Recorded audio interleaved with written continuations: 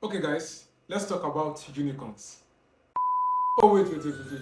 Before you start thinking about Barbie or Cinderella or a fairy tale horse with one pointed on, that's not what I'm talking about here.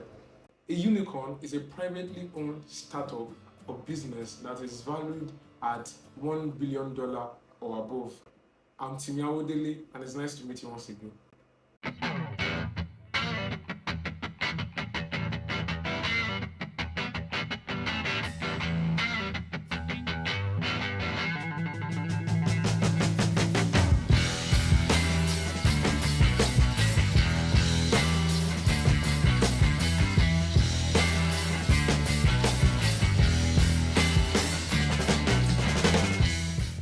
Okay, guys, welcome back to my YouTube channel. I'm Awodele here, and today we are going to be talking about what a unicorn is. As I've said earlier, a unicorn refers to a privately owned startup or a privately owned business that is valued at $1 billion or above. And this word unicorn was coined by Aileen Lee in 2013.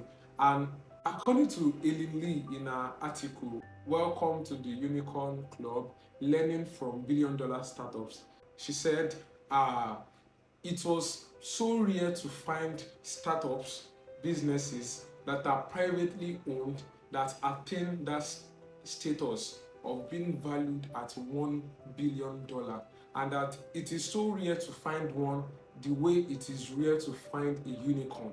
That is the way she coined out that name, unicorn startup. Now, the term unicorn can also be used by HR managers. So HR managers use the word unicorn to describe their ideal candidate. Now, if you're an ideal candidate for a position, or if you are someone who is overqualified for a position you are applying for, the HR manager in charge of that recruitment can refer to you as a unicorn candidate. So it is used in business for companies, private companies that are valued at $1 billion and above, and it is also used by HR managers for candidates that are overqualified for whatever position it is they are applying for. Now, when we say privately owned businesses, we are not saying a business that is owned solely by someone. Yeah, someone will take the initiative to start it. So basically, these businesses are usually financed by a single individual and private investors or venture capitalists. That is why they are called private companies or private businesses. Quickly, let's talk about the woman who coined the name unicorn startup. Elili is the founder of Palo Alto-based Cowboy Ventures, which is a venture capital fund. Okay, so let's just take it one after the other. A venture capital fund is a fund that pulls money together from a lot of people. So there are some people that are millionaires, some people that are billionaires, and they just have all this money, but they don't know what to do with it. Or they have all this money, they want to invest it in businesses, but they don't really have time to check and to scour for businesses they think they can invest in. So what they do is that they look for venture capital funds and they give their money to these venture capitals. So these venture capitalists pool all this money together, and they in turn look for businesses on behalf of these people that have trusted them with their money.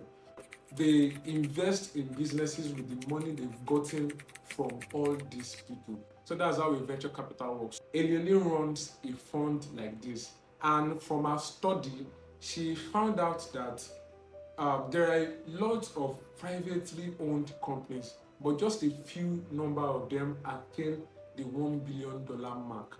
These valuations, I would say they are it is like weather forecasting.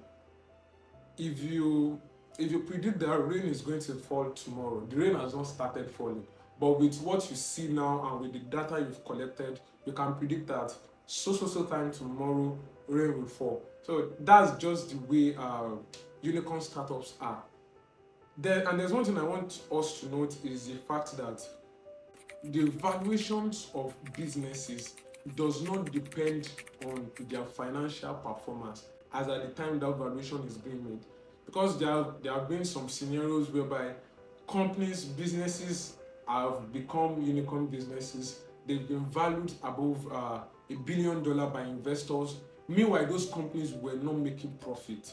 So that means it just depends majorly on how the investors feel about the business, how they think the business, how much they think the business will grow in years to come. That's majorly what valuation of privately owned businesses depend on. As of September 2023, there are 1,200 plus unicorns in the world.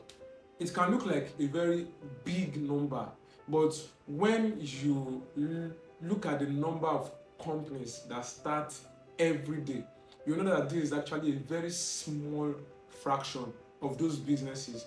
Because if you look at the numbers of businesses that actually start daily and the number that rise to get to that unicorn level, it is a very small fraction of that number.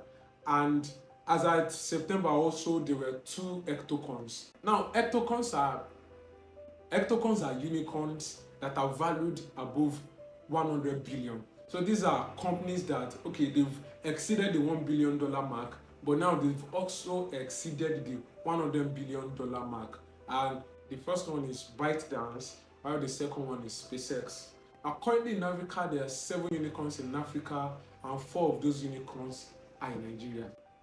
Now, some of the things unicorns capitalize on that make them attain that unicorn level fast is fast-growing strategies, disruptive technology, significant funding, large market, and good exit options. Now, good exit options is mostly applied to the investors now in this case, because majorly startups have just like 3 options. One, it's either they remain private.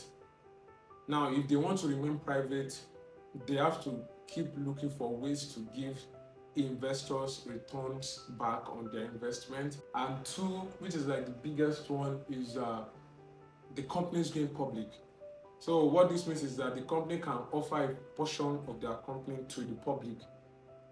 In that way, they can become very big and generate a large amount of capital. And the last one is company buyout. So this is when a bigger company decides to buy that company over. That's another way that investors use as an exit strategy for unicorn startups.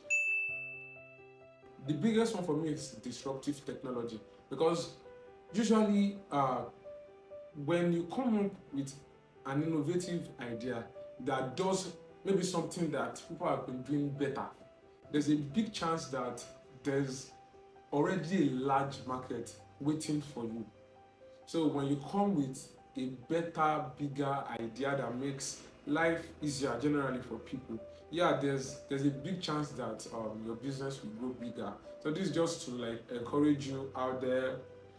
If you have any wonderful business idea that solves a real problem, it does not have to be a unicorn level idea. As long as it solves a problem and you make life easier for people, definitely something you should work on. And if you've stayed till the end, thank you very much for watching this video. I'm Awodele, and don't forget to like and subscribe to my YouTube channel. Thank you very much. I'll see you in the next one.